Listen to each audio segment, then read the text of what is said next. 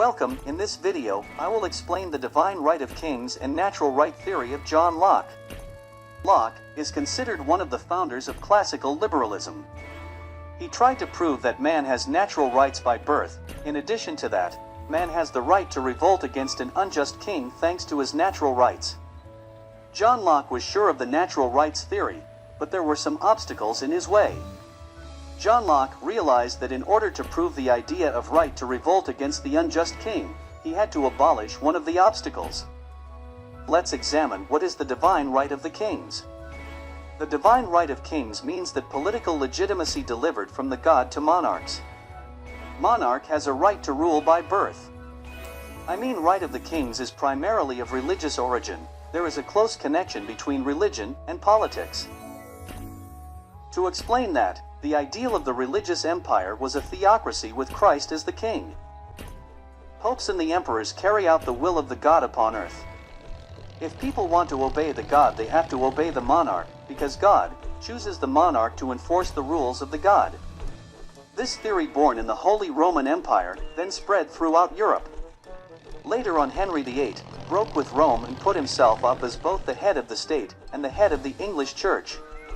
So, Henry VIII unified the power of religion and the power of politics in his body. When this was the case in Europe, what was happening in the other side of the world? Like the Pope in Rome, there was a caliph in the Mamluk Empire, but he was a symbolic figure alongside the Mamluk Emperor.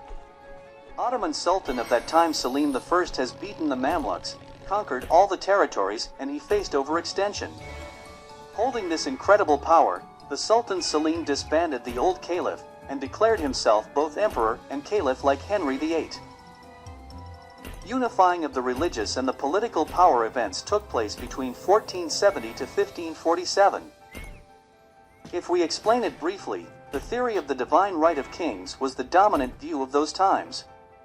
There are two types of cities: heavenly city and earthly city. The heavenly city is the city of God. The earthly city is city of Satan. Only the God knows that what is good for its citizens. If people want to ultimate pleasure, they have to live according to rules of the God.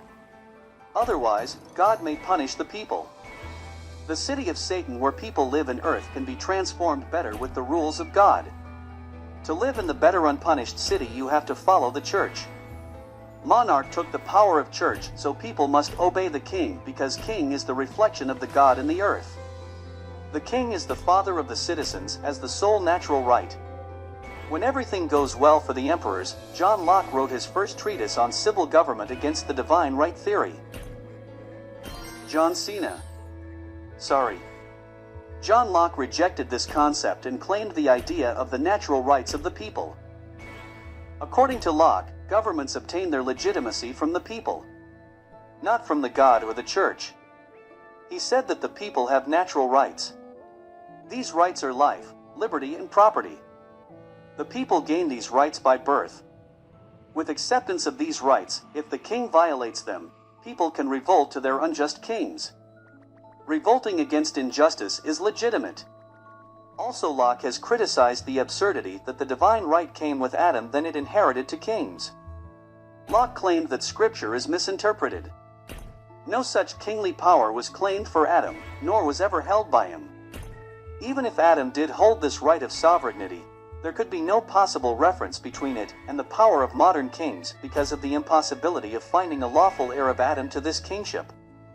To sum up, Locke has beaten the divine right of the kings and its relation with Adam. He has shouted a theory that all men were born free and equal. The natural rights has given to people by God. If you like this video and want to see more videos about this topic on your homepage, please subscribe and click the like button. If you don't like it, open the window and shout, "I am a communist." Thanks for watching.